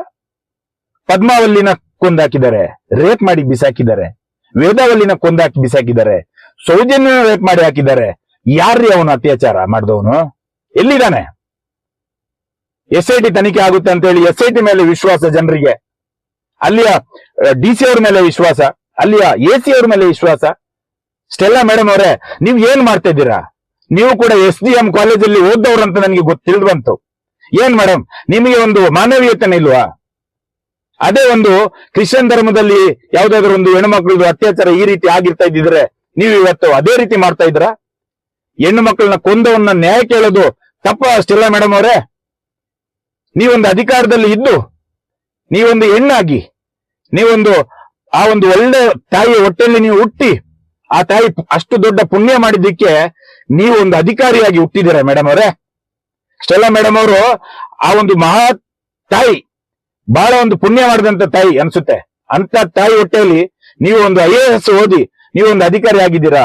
ಇವತ್ತು ಹೆಣ್ಮಕ್ಳಿಗೆ ನ್ಯಾಯ ಕೊಡಿಸಬೇಕಾಗಿರೋದ್ರಲ್ಲಿ ನಿಮ್ದು ಮೊದಲನೇ ಕೈ ಇರಬೇಕು. ಅಕಸ್ಮಾತ್ ನಿಮಗೆ ರಾಜಕೀಯದಲ್ಲಿ ಇರಬಹುದು ಅಥವಾ ನಿಮಗೆ ಇನ್ಯಾರ್ದು ಅಧಿಕಾರಿಗಳದ್ದು ಪ್ರೆಷರ್ ಇದ್ರೆ ನೀವು ಆ ಜಾಗನ ಬಿಟ್ಟು ರಾಜೀನಾಮೆ ಕೊಡ್ಬೋದಲ್ವಾ ಮೇಡಮ್? ಯಾಕೆ ಬೇಕು ಹೇಳಿ? ಏನು ಮಹೇಶ್ ಶೆಟ್ಟಿ ತಿಮ್ಮರೋಡಿ ಅವರು ರೇಪ್ ಮಾಡಿದಾರಾ? ಅಥವಾ ಅವರ ಕುಟುಂಬಸ್ಥರು ಯಾರಾದ್ರೂ ರೇಪ್ ಮಾಡಿದಾರಾ? ಅವ್ರು ಮರ್ಡರ್ ಮಾಡಿದಾರಾ? ಅಥವಾ ಯಾವ್ದಾದ್ರು ಒಂದು ಅಧಿಕಾರಿಗೆ ಮರ್ಡರ್ ಮಾಡ್ತೀನಿ ಅಂತ ಹೇಳಿದಾರಾ? ಹೋಗ್ಲಿ, ನಿಮ್ಮಂತ ಅಧಿಕಾರಿಗಳಿಗೆ ಯಾರಿಗಾದ್ರೆ ಅವ್ರು ಕೆಟ್ಟ ಮಾತಲ್ಲಿ ಬೈದಿದಾರಾ? ಇಲ್ವಲ್ಲ ಮೇಡಮ್. ಅವ್ರು ಕೇಳ್ತಾ ಇರೋದೇನು? ಅತ್ಯಾಚಾರ ಮಾಡಿದವನು ಯಾರು ಅಂತ. ಇಷ್ಟು ವರ್ಷದಿಂದ ಇಷ್ಟು ಭಾಷಣ ಮಾಡ್ಕೊಂಡು ಬಂದಿದ್ದಾರೆ. ಎಲ್ಲಿ ಆದ್ರೆ ಯಾವ್ದಾದ್ರು ಒಂದು ಭಾಷಣದಲ್ಲಿ ಜಗಳ ಆಗುವಂತ ಭಾಷಣ ಮಾಡಿದಾರಾ? ಒಂದು ಗಲಭೆ ಆಗುವಂತ ಭಾಷಣ ಮಾಡಿದಾರಾ? ಯಾವ ಭಾಷಣನೂ ಮಾಡಿಲ್ಲ. 27 ಜನರ ಮೇಲೆ ನೀವು ಗಡಿಪಾರ್ ಲಿಸ್ಟ್ ತೆಗೆದಿದ್ದೀರಾ. ಅದರಲ್ಲಿ ಮಹೇಶ್ ಶೆಟ್ಟಿ ತಿಮ್ಮರೋಡಿ ಅವರು ಹಿಂದೆ 3 ಸಲ ಬೀಳ್ತೀರಾ. ಇನ್ನುಳಿದವರು ಏನ್ ಮಾಡಿದ್ದಾರೆ? ಅವ್ರನ್ನ ಹಾಗಾದ್ರೆ ಗಡಿಪಾರ್ ಮಾಡ್ತೀರಾ ಇಲ್ವಾ? ಯಾಕೆ? ಅವರಿಂದ ನಿಮಗೆ ಏನಾದ್ರೆ ಸಿಗುತ್ತಾ? ನ್ಯಾಯ ಕೊಡಿಸಿ ಮೇಡಮ್, ನ್ಯಾಯ ಕೊಡಿಸಿ. ನೀವು ಕೂಡ ಒಂದು ಹೆಣ್ಣು, ನೀವು ಆ ಕಾಕಿ ಬಟ್ಟೆನ ಈ ಹೆಗಲ ಮೇಲೆ ಹಾಕೊಳ್ಳುವಾಗ ಒಂದು ಪ್ರಮಾಣ ಮಾಡಿರ್ತೀರಾ. ಅದನ್ನ ಒಂದು ಸಲ ಯೋಚನೆ ಮಾಡಿ, ಹೆಣ್ಣು ಮಕ್ಕಳಿಗೆ ನ್ಯಾಯ ಕೊಡಿಸಿ. ನಾವು ನಿಮ್ಮನ್ನ ಎಲ್ಲೂ ದೂರ್ತಾ ಇಲ್ಲ. ನಾನು ಯಾವತ್ತೂ ಕರ್ನಾಟಕ ಪೊಲೀಸರನ್ನು ದೂರಲ್ಲ. ಯಾಕಂತ ಹೇಳಿದ್ರೆ ಅಧಿಕಾರಿಗಳು ಅವರವರ ಕೆಲಸನ ಕರೆಕ್ಟ್ ಆಗಿ ಮಾಡ್ತಾ ಇದ್ದಾರೆ. ಆದ್ರೆ ಏನು ಮಾಡಕ್ಕಾಗಲ್ಲ, ಅವ್ರ ಕೈಲಿ ಮಾಡಿಸ್ತಿರೋದು ಈ ರಾಜಕೀಯದವರು. ಅದೇ ಒಂದು ಕಾರಣಕ್ಕೆ ಇವತ್ತು ನರೇಂದ್ರ ಮೋದಿ ಕೂಡ ಬಂದು ನೋಡಲ್ಲ. ಈ ದೇಶದ ಪ್ರಧಾನಮಂತ್ರಿ ಬೇಟಿ ಪಡಾವ್ ಬೇಟಿ ಬಚಾವ್ ಅಂತ ಹೇಳ್ತಾ ಇರ್ತಾರೆ. ಆದ್ರೆ ಧರ್ಮಸ್ಥಳದಲ್ಲಿ ಇಷ್ಟು ಹೆಣ್ಮಕ್ಳದ ಅತ್ಯಾಚಾರ ಆಗಿದೆಯಲ್ಲ, ಒಂದು ಸಲ ಆದ್ರೂ ಬಂದು ಕೇಳಿದಾರ? ಇಲ್ಲ. ಯಾಕಂತ ಹೇಳಿದ್ರೆ ಅವ್ರಿಗೆ ಬೇಕಾಗಿಲ್ಲ. ಯಾಕಂತ ಹೇಳಿದ್ರೆ ಅವರಿಗೆ ಬೇಕಾದವರು ರಾಜ್ಯಸಭಾ ಸದಸ್ಯನಾಗಿ ಕುರ್ಚಿ ಮೇಲೆ ಕೂತ್ಕೊಂಡಿದ್ದಾರೆ. ಎಲ್ಲೆಲ್ಲಿ ಬೇಕೋ ಅಲ್ಲಲ್ಲಿ ಅವ್ರದ್ದು ಓಲ್ಡ್ ಇದೆ. ಎಲ್ಲೆಲ್ಲಿ ಹಣ ಕೊಡ್ಬೇಕು ಅವರಿಗೆ ಧರ್ಮಸ್ಥಳದ ಉಂಡಿಯಿಂದ ಹಣ ಕೊಡ್ತಾರೆ. ಯಾರ್ರಿ ಕೇಳ್ತಾರೆ? ನಾವು ನ್ಯಾಯ ಕೇಳಿದ್ರೆ ನಮ್ಮ ಮೇಲೆ ಕೇಸ್ಗಳು ಹಾಕೋದ? ಅದು ಹಿಂದೂಗಳು ನಮ್ಮ ಮೇಲೆ ಕೇಸ್ ಹಾಕೋದು. ಯಾಕ್ರಿ ಮುಸ್ಲಿಂ ಅವ್ರು ನಮ್ಮ ಮೇಲೆ ಕೇಸ್ ಮಾಡಲ್ಲ? ಯಾಕೆ ಕ್ರಿಶ್ಚಿಯನ್ ಅವ್ರು ನಮ್ಮ ಮೇಲೆ ಕೇಸ್ ಮಾಡಲ್ಲ? ಮಾಡಬಹುದಲ್ವಾ? ನಾವು ತಪ್ಪು ಮಾಡ್ತಿದೀವಿ ಅನ್ನೋದಾದ್ರೆ ಅವರು ಕೇಸ್ ಮಾಡಬಹುದಲ್ಲ? ಯಾಕೆ ಕೇಸ್ ಮಾಡೋದಾದ್ರೆ ವೀರೇಂದ್ರ ಹೆಗ್ಗಡೆ ಕುಟುಂಬದಲ್ಲಿ ಯಾರು ಕೂಡ ನಮ್ಮ ಮೇಲೆ ಕೇಸ್ ಮಾಡಕ್ಕೆ ಯಾರು ಇಲ್ವಾ? ನಮ್ಮ ಹಿಂದೂಗಳನ್ನ ಚೂ ಬಿಡ್ತಾರೆ. ಯಾಕಂತ ಹೇಳಿದ್ರೆ ಇವರು ಏಳ್ ತಿನ್ನೋರು. ಇವರಿಗೆ ಒಂದು ಇಷ್ಟು ಏಳು ಕೈಯಲ್ಲಿ ಕೊಟ್ರೆ ಸಾಕು, ಹಂಗೆ ಹಾಕೊಂಡು ನಕ್ಕು ಬಿಡ್ತಾರೆ. ನೋಡ್ರಿ, ನಾವು ಹೆಣ್ಮಗಳಿಗೋಸ್ಕರ ಮಾತಾಡಿದ್ದು. ಯಾರೊಬ್ಬ ನನ್ನ ಮೇಲೆ ಕಂಪ್ಲೇಂಟ್ ಕೊಡಕ್ ಹೋಗ್ತಾನೆ, ನಾನು ನಿನ್ನ ಮನೆ ಹೆಣ್ಮಕ್ಳಿಗೋಸ್ಕರ ಮಾತಾಡ್ತಿದ್ದೀನಿ. ಸೌಜನ್ಯ ಒಂದು ಲೆಕ್ಕದಲ್ಲಿ ನಿಂದು ತಂಗಿ ಆಗಿರ್ಬೋದು, ನಿನ್ನ ತಾಯಿಯ ಹೊಟ್ಟೆಯಲ್ಲಿ ಅವಳು ಕೂಡ ಹುಟ್ಟಿರ್ಬೋದು. ಮುಂದೆ ಒಂದು ದಿವಸ ನಿನ್ನ ಹೆಂಡತಿ ಹೊಟ್ಟೆಯಲ್ಲಿ ಹುಟ್ಟಬಹುದು ಅವಳು. ಅವಳಿಗೋಸ್ಕರ ನ್ಯಾಯ ಕೇಳ್ತಿದ್ದೀವಿ. ನೀವು ಹೋಗಿ ಕಂಪ್ಲೇಂಟ್ ಕೊಡಕ್ ಹೋಗ್ತಿರಲ್ಲ, ನಿಮಗೆ ಮಾನ ಮರ್ಯಾದೆ ನಾಚಿಕೆ ಏನಾದ್ರೂ ಇದೆಯಾ? ಏನ್ರಿ ಕಂಪ್ಲೇಂಟ್ ಕೊಡೋದು? ಏನ್ ಕಂಪ್ಲೇಂಟ್ ಕೊಡೋದು? ನಾವ್ ಏನ್ ಕೇಳ್ತಾ ಇದೀವಿ? ನಮ್ಮ ಹೆಣ್ಮಕ್ಳನ್ನ ಅಲ್ಲಿ ಇಲ್ಲಿ ಬೆತ್ತಲೆ ಹಾಕಿ ಮಾಡಿಸಿ ಹಾಕಿಸ್ತಾರಲ್ಲ, ಅವಾಗ ಅದ್ರ ಮೇಲೆ ನೀವು ಯಾರಾದ್ರೆ ಕೇಳಿದ್ದೀರಾ? ಯಾಕೆ ಅಂತ ಯಾರಾದ್ರೆ ಕೇಳಿದ್ದೀರಾ? 74 FIR ಆಯ್ತು. ಸೌಜನ್ಯ ತಾಯಿ ಕೊಟ್ಟಂತ ಕೇಸ್ ಮೇಲೆ ಇಷ್ಟೊಂದು ಮಾಹಿತಿ ಹೊರಗೆ ಬಂತು. ಯಾವ್ದಾದ್ರೆ ಕನ್ನಡ ನ್ಯೂಸ್ ಚಾನೆಲ್ ಅವ್ರು ನೀವು ತೋರಿಸ್ತಾ ಇದ್ದೀರಾ? ಯಾಕ್ರೆ ಎಲ್ಲ ಚಾನೆಲ್ ಯಾಕೆ ಬಾಯಿ ಮುಚ್ಕೊಂಡು ಕೂತಿದೆ? ಇಡೀ ಮೀಡಿಯಾ ಬಾಯಿ ಮುಚ್ಕೊಂಡು ಕೂತಿದೆ. ಆದ್ರೆ ನ್ಯಾಯಕ್ಕಂತ ಹೋರಾಟಕ್ಕೆ ಬಂದಿರೋದು ಯಾರು ಇವತ್ತು? ಯೂಟ್ಯೂಬರ್ಸ್ಗಳು. ಕರ್ನಾಟಕದ ದೊಡ್ಡ ಹೀರೋಗಳಂತ ಹೇಳಿದ್ರೆ ಅದು ಯೂಟ್ಯೂಬರ್ಸ್ಗಳ್ರಿ. ಎಷ್ಟು ಹೆಣ್ಮಕ್ಳದ ಅತ್ಯಾಚಾರ ಆಗಿದೆ ಅಂತ ಹೇಳ್ಬಿಟ್ಟು ಯೂಟ್ಯೂಬ್ ಅಲ್ಲಿ ತೋರಿಸಿದ್ದಾರೆ. ಇವತ್ತು ಕೋಟ್ಯಾಂತರ ಜನರಿಗೆ ಗೊತ್ತಾಗಿದೆ ಆ ಅತ್ಯಾಚಾರ ಮಾಡಿಸಿದವನು ಯಾರು ಅಂತ. ಅದನ್ನ ತೋರಿಸಿದ್ಯಾರು? ಯೂಟ್ಯೂಬರ್ಸ್ಗಳು. ಭಯ ಯಾಕ್ರಿ ಬೇಕು? ಒಬ್ಬ ದೇವಸ್ಥಾನನ ಆಡಳಿತದಲ್ಲಿ ಇಟ್ಕೊಂಡವನಿಗೆ ಯಾಕೆ ಭಯ ಬೇಕು? ಅತ್ಯಾಚಾರಿಗಳಿಗೆ ಮಾತ್ರ ಭಯ ಇರಬೇಕು. ಇವನಿಗೆ ಯಾಕೆ ಭಯ ಬೇಕು? ಇವನೊಬ್ಬ ರಾಜ್ಯಸಭಾ ಸದಸ್ಯ ಅಂತ ಹೇಳಿದ ಮೇಲೆ ಮುಂದೆ ಬರಬೇಕು, ನ್ಯಾಯ ಕೊಡಿಸ್ಬೇಕು. ಪುತ್ತೂರಲ್ಲಿ ಆದಂತ ಹೆಣ್ಮಗಳಿಗೆ ನ್ಯಾಯ ಕೊಡಿಸ್ಬೇಕು. ಯಾಕೆ ಬರಲ್ಲ? ಯಾಕೆ ವೀರೇಂದ್ರ ಹೆಗ್ಗಡೆ ಬರಲ್ಲ ಅಂತ ನಾನು ಕೇಳೋದು. ಏನಾಯ್ತ್ರಿ? ನಿಮ್ಮ ಕಾನೂನಿಗೆ ಏನಾಗಿದೆ? ಯಾರು ಕೂಡ ಇಲ್ವಾ? ಯಾರು ಕೂಡ ಒಂದು ಒಳ್ಳೆ ರೀತಿಯಲ್ಲಿ ಕಾಕಿ ಬಟ್ಟೆ ತೊಟ್ಟಿಲ್ವಾ? ನಮಗೆ ಹೊಟ್ಟೆ ಉರಿತಾರೆ. ನಾವೆಲ್ಲ ತಪ್ಪು ಮಾಡಿದೀವಿ ಅನ್ಸುತ್ತೆ. ಆ ರೀತಿ ಅನಿಸ್ತುಂಟು. ನಾವೇ ಅಲ್ಲಿ ಆ ಊರಿಗೆ MLA ಆಗ್ಬೇಕಿತ್ತು, ನಾವೇ ಅಲ್ಲಿ ಏನಾದ್ರೂ ಒಂದು ಪೊಲೀಸ್ ಅಧಿಕಾರಿ ಆಗ್ಬೇಕಿತ್ತು ಅಂತ. ಎಲ್ಲರದ್ದು ಬಂಡವಾಳನ ಚಿತ್ತಿ ಬಿಸಾಕ್ತಿದ್ದೆ ನಾನಾಗಿರ್ತಾ ಇದ್ದಿದ್ರೆ. ನಿಮ್ಮ ಹತ್ರ ಎಲ್ಲ ಇದೆ, ಅಧಿಕಾರದ ಪವರ್ ಇದೆ. ಆದ್ರೆ ಒಂದು ಹೆಣ್ಣು ಮಕ್ಕಳಿಗೆ ನ್ಯಾಯ ಕೇಳೋರ್ ಮೇಲೆ ನೀವು ಇಷ್ಟು ದರ್ಪ ತೋರಿಸ್ತೀರಾ ಅಂತ ಹೇಳಿದ್ರೆ, ರಾತ್ರಿ ಬಂದು ಮನೆಗೆ ನುಗ್ತೀರಾ, ಅವ್ರನ್ನ ಗಡಿಪಾರು ಮಾಡಕ್ಕೆ ಅಂತ ಓಡ್ತೀರಾ ಅಂತ ಹೇಳಿದ್ರೆ ನಾವು ಸುಮ್ನೆ ಇರ್ತೀವ? ಕೊನೆಗಾಗಿ ನಾನು ಹೇಳುವಂತ ಮಾತು ಏನಂತ ಹೇಳಿದ್ರೆ, ಮಹೇಶ್ ಶೆಟ್ಟಿ ಅವರಿಗೆ ಏನಾದ್ರೆ ತೊಂದರೆ ಆದ್ರೆ, ಯಾವುದೇ ರೀತಿಯಲ್ಲಿ ಮಹೇಶ್ ಶೆಟ್ಟಿ ಅವರಿಗೆ ತೊಂದರೆ ಆದ್ರೆ ನಾವು ಸುಮ್ಮನೆ ಅಂತೂ ಬಿಡೋದೇ ಇಲ್ಲ. ಇದಕ್ಕೆ ಕಾರಣ ಅಲ್ಲಿಯ ಅಧಿಕಾರಿಗಳು, ಈ ನಮ್ಮ ಕರ್ನಾಟಕ ಸರ್ಕಾರ ಆಗುತ್ತೆ. ಆದ್ರೆ ನಾವು ಸುಮ್ಮನೆ ಕೂರೋರಂತೂ ನಾವು ಖಂಡಿತ ಅಲ್ಲ. ನಾನು ಮೊದಲು ಕೂಡ ಹೇಳಿದ್ದೇನೆ, ಅವರಿಗೋಸ್ಕರ ಜೀವ ಕೊಡಕ್ಕೂ ನಾವು ರೆಡಿ ಇದೀವಿ. ಅದರಲ್ಲಿ ನಾನು 99ನೇವನಂತ ಹೇಳಿದ್ದೀನಿ. ಇನ್ನೂ ಕೂಡ ಜನ ಇದ್ದಾರೆ. ಆದ್ರೆ ಅದರಲ್ಲಿ ನಾನು 99ನೇವನು. ನಾವು ಯಾವತ್ತೂ ಬಿಟ್ಕೊಡಲ್ಲ. ಮಹೇಶ್ ಶೆಟ್ಟಿ ಅವರಿಗೆ ಏನಾದ್ರೆ ಒಂದು ರೋಮದಷ್ಟು ಅವರಿಗೆ ತೊಂದರೆ ಆದ್ರೆ ನಡೆಯೋ ಕಥೆನೇ ಬೇರೆ. ಇದನ್ನ ನಾನು ಹೇಳ್ತಾ ಇದ್ದೀನಿ. ನಾವು ನಮ್ಮ ಜೀವ ಕೊಡಕ್ಕೂ ರೆಡಿ ಇದೀವಿ. ಅದರಲ್ಲಿ ನಾನು 99ನೇವನು. ಎಲ್ಲ ಅಧಿಕಾರಿಗಳಿಗೆ ನೆನಪಿರ್ಲಿ, ಈ ನಮ್ಮ ಬೆಳ್ತಂಗಡಿಯಿಂದ ಹಿಡಿದು ಉಜಿರೆಯಿಂದ ಹಿಡಿದು ಮಂಗಳೂರಿನ ಕರಾವಳಿಯ ಎಲ್ಲ ಅಧಿಕಾರಿಗಳಿಗೆ ನೆನಪಿಗಿರ್ಲಿ, ಏಪ್ರಿಲ್ ಕೊನೆ ವಾರ ನಾವು ಸಾವಿರಾರು ಜನ DC ಕಚೇರಿಗೆ ಬರ್ತೀವಿ. ನಮಗೆ ಬೇಕಾದಂತ ಮಾಹಿತಿನ ನೀವು ಕೊಡ್ಲೇಬೇಕು. ನಾವು 50-60 ಯೂಟ್ಯೂಬ್ ಚಾನೆಲ್ ಅವ್ರನ್ನ ಕರ್ಕೊಂಡು ಬರ್ತೀವಿ. ನಾವು ಸುಮ್ಮನೆ ಬಿಡಲ್ಲ. ನಮ್ಮನ್ನ ಕೆಣಕ್ಸಿದಿಕ್ಕೆ ನಾವಿನ್ನು ಅಣ್ಣಪ್ಪ ಸ್ವಾಮಿ ಮಂಜುನಾಥ ಸ್ವಾಮಿನ ಕಟ್ಟಾಕಿದಾರಲ್ಲ, ಅದನ್ನ ನಾವು ಮೊದಲು ಬಿಡಿಸ್ತೀವಿ. ಆ ದೇವಸ್ಥಾನದಲ್ಲಿ ಕೇಸರಿ ಧ್ವಜನ ನಾವು ಆರಿಸ್ತೀವಿ. ಶ್ರೀ ಕ್ಷೇತ್ರ ಮಂಜುನಾಥ ದೇವಸ್ಥಾನದ ಮೇಲೆ ನಮ್ಮ ಹಿಂದೂ ಬಾವುಟ ಕೇಸರಿ ಧ್ವಜ ಆರಬೇಕು. ಅದು ಆರೋದಿಕ್ಕೆ ನಮ್ಮ ಹಿಂದೂಗಳು ಎಲ್ಲ ಒಟ್ಟಾಗಬೇಕು. ಪ್ರತಿಯೊಬ್ಬರು ಆ ದಿವಸ ಬರಬೇಕು. ಎಲ್ಲ ಹೆಣ್ಮಕ್ಳು ಬರಬೇಕು. 1,000 ಜನ ಆದ್ರೂ ಬರ್ಬೇಕು, ಸಾಕು. ನಾವು ಬರೀ ನ್ಯಾಯ ಕೇಳಕ್ಕೆ ಹೋಗೋಣ. ಇಡೀ ಕರ್ನಾಟಕ ಜನತೆಗೆ ಗೊತ್ತಾಗ್ಲಿ ಶ್ರೀ ಕ್ಷೇತ್ರ ಮಂಜುನಾಥ ದೇವಸ್ಥಾನ ಹಿಂದೂಗಳದ್ದ ಅಥವಾ ಜೈನರ್ದ.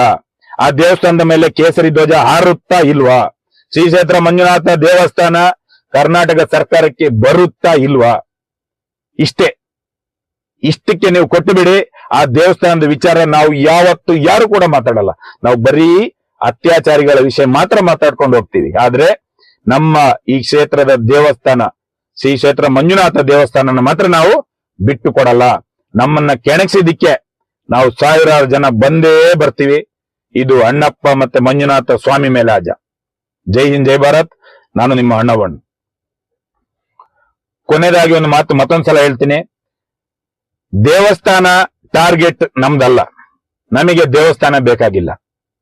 ಹೇಳೋರು ಹೇಳ್ಬೋದು, ದೇವಸ್ಥಾನಕ್ಕೆ ಬರುವಂತ ಹಣ ಈ ದೇವಸ್ಥಾನ ಕರ್ನಾಟಕ ಸರ್ಕಾರಕ್ಕೆ ಹೋದ್ರೆ ಅದರಲ್ಲಿ ಬರುವಂತ ಹಣ ಮುಸ್ಲಿಂ ಅವರಿಗೂ ಹೋಗುತ್ತೆ. ಅದಕ್ಕೋಸ್ಕರ ಇವರು ಈ ತರ ಮಾಡ್ತಾರೆ ಅಂತ ನೀವು ಹೇಳೋರು ಹೇಳ್ಬೋದು.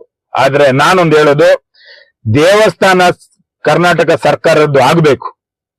ಆದ್ರೆ ಎಲ್ಲಾ ಮುಸಲ್ಮಾನರ ಹತ್ರನೇ ಬೇಕಾದ್ರೆ ನಾವು ರಿಕ್ವೆಸ್ಟ್ ಮಾಡಿ ಕೇಳ್ತೇನೆ, ಯಾರು ಕೂಡ ಆ ದೇವಸ್ಥಾನದ 1 ರೂಪಾಯಿ ಹಣ ಕೂಡ ತಗೋಬೇಡಿ. ಸರ್ಕಾರ ಇಲ್ಲಿಂದ ಬರುವಂತ ಹಣನ ಮುಸ್ಲಿಮರಿಗೆ ಕೊಡೋದನ್ನ ಬೇಕಾದ್ರೆ ನಿಲ್ಸಿ. ಯಾರು ಕೇಳಕ್ಕೆ ಬರಲ್ಲ. ಆ ದೇವಸ್ಥಾನದ ಹಣ ಕೊಡಿ ಅಂತ ಮುಸ್ಲಿಂ ಅವರು ಕೂಡ ಕೇಳಕ್ಕೆ ಬರಲ್ಲ. ಯಾಕಂತ ಹೇಳಿದ್ರೆ ಆ ಮುಸಲ್ಮಾನರಿಗೂ ಗೊತ್ತಿದೆ, ಆ ಕ್ರಿಶ್ಚಿಯನ್ನರಿಗೂ ಗೊತ್ತಿದೆ ಇಲ್ಲಿ ಹೆಣ್ಮಕ್ಳನ್ನ ಅತ್ಯಾಚಾರ ಮಾಡಿದ್ದಾರೆ. ಆ ಅತ್ಯಾಚಾರ ನಿಲ್ಲಬೇಕು ಅಂತ ಆ ಧರ್ಮದವರಿಗೂ ಗೊತ್ತಿದೆ. ದೇವಸ್ಥಾನದ ಹಣ ಮುಸ್ಲಿಂ ಅವರಿಗೂ ಬೇಡ, ಕ್ರಿಶ್ಚಿಯನ್ ಅವರಿಗೂ ಬೇಡ, ಮಂಜುನಾಥ ದೇವಸ್ಥಾನದ ಹಣ ಯಾರಿಗೂ ಬೇಡ. ಆ ಹಣ ನಮ್ಮ ಹಿಂದೂಗಳಿಗೆ ಯೂಸ್ ಆಗ್ಲಿ, ನಮ್ಮ ಹಿಂದೂ ಹೆಣ್ಣು ಮಕ್ಕಳಿಗೆ ಯೂಸ್ ಆಗ್ಲಿ, ನಮ್ಮ ಹಿಂದೂ ಶಾಲೆಗೆ ಯೂಸ್ ಆಗ್ಲಿ, ಹಿಂದೂ ಸರ್ಕಾರಿ ಶಾಲೆಗಳಿಗೆ ಯೂಸ್ ಆಗ್ಲಿ. ಮಾತ್ರ ಆ ದೇವಸ್ಥಾನ ಕರ್ನಾಟಕ ಸರ್ಕಾರಕ್ಕೆ ಸೇರೋದೇ ಆದ್ರೆ ಅದು ಕರ್ನಾಟಕ ಸರ್ಕಾರಕ್ಕೆ ಮಾತ್ರ ಸೇರ್ಲಿ.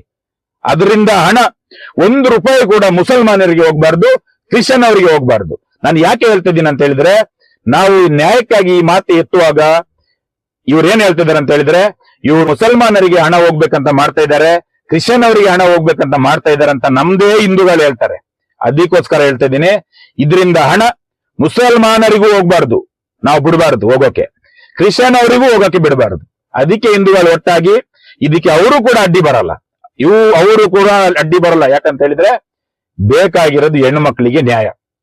ಈ ಒಂದೇ ಒಂದು ದೇವಸ್ಥಾನದ ಹಣದಿಂದ ಇವತ್ತು ಇಡೀ ಕರಾವಳಿ ಅಧಿಕಾರಿಗಳು ಅವರ ಉಂಡಿಯ ಡಬ್ಬೆಯಲ್ಲಿದ್ದಾರೆ. ಎಲ್ಲ ಅಧಿಕಾರಿಗಳು ಉಂಡಿಯ ಡಬ್ಬೆ ಒಳಗಿದ್ದಾರೆ. ಏನು ಮಾಡಕ್ಕೆ ಆಗ್ತಿಲ್ಲ. ಇಡೀ ಕರ್ನಾಟಕದಲ್ಲಿ ಕರಾವಳಿಯಲ್ಲಿ ಇರುವಷ್ಟು ದೊಡ್ಡ ಅತ್ಯಾಚಾರಿಗಳು ನಮ್ಮ ಈ ಕರ್ನಾಟಕದಲ್ಲಿ ಎಲ್ಲೂ ಇಲ್ಲ. ಕರಾವಳಿಯಲ್ಲಿ ಭಯ ಹುಟ್ಟಿಬಿಟ್ಟಿದೆ. ನಮ್ಮ ಮಲೆನಾಡಿಂದ ಬರುವಂತಹ ಎಲ್ಲ ಕನ್ನಡಿಗರಿಗೂ ಧರ್ಮಸ್ಥಳಕ್ಕೆ ಬರುವಾಗಲೇ ಚಳಿಜಾರ ಇಟ್ಕೊಳ್ಳುತ್ತೆ. ಯಾಕಂತ ಹೇಳಿದ್ರೆ ನಾವಿಲ್ಲಿಂದ ವಾಪಸ್ ಹೋಗ್ತೀವಾ ಅಥವಾ ಇಲ್ಲಿ ರೇಪ್ ಆಗ್ತೀವ ಅಂತ. ಹಾಗಾಗಿ ದೇವಸ್ಥಾನ ಮಾತ್ರ ನಮಗೆ ಬೇಕಾಗಿರೋದು. ನಮಗೆ ದೇವಸ್ಥಾನದ ಹಣ ಬೇಕಾಗಿಲ್ಲ. ನಮಗೆ ದೇವರು ಮಾತ್ರ ಬೇಕಾಗಿರೋದು. ನಮಗೆ ದೇವಸ್ಥಾನದ ಉಂಡಿ ಹಣ ಬೇಕಾಗಿಲ್ಲ. ನಮ್ಮ ದೇವಸ್ಥಾನನ, ನಮ್ಮ ಅಣ್ಣಪ್ಪನ, ನಮ್ಮ ಮಂಜುನಾಥನ ನಾವು ಬಿಟ್ಟುಕೊಡಬಾರ್ದು. ಇದೇ ಬರುವಂತಹ ಏಪ್ರಿಲ್ನ ಕೊನೆ ವಾರ ಡೇಟ್ ನಾನು ಎಲ್ರಿಗೂ ತಿಳಿಸ್ತೇನೆ. ದಯವಿಟ್ಟು ನನ್ನ ಎಲ್ಲ ಕರ್ನಾಟಕದ ಕನ್ನಡಿಗರು ಒಟ್ಟಾಗಬೇಕು. ನಮ್ಮ ಈ ಒಂದು ಹೆಣ್ಣು ಮಕ್ಕಳಿಗೆ ನ್ಯಾಯ ಸಿಕ್ಸೋದ್ರಲ್ಲಿ ನಾವು ಮಾಡುವಂತ ಈ ಒಂದು ಕೆಲಸಕ್ಕೆ ನಿಮ್ಮೆಲ್ಲರ ಸಹಕಾರ ಬೇಕು ಅಂತ ಕೇಳ್ತಾ ಇದ್ದೀನಿ. ನಿಮ್ಮೆಲ್ಲರಿಗೂ ಮತ್ತೊಂದು ಸಲ ನಮಸ್ಕಾರ.